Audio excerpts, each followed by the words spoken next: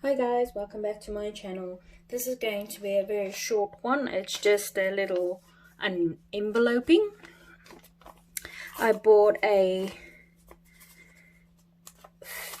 a mobile phone charm, but I thought it would be ideal for my happy planner.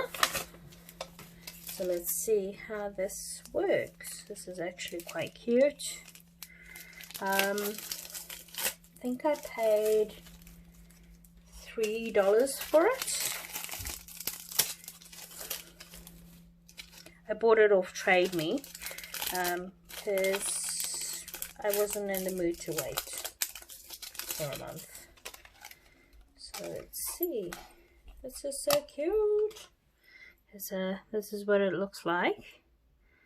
Got a little kitty and then some sparklies on there and then a little heart. So the plan is,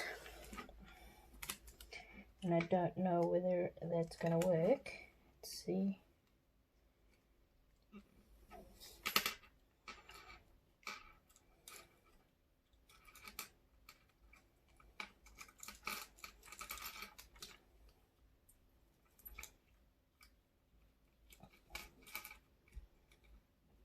Come along, key.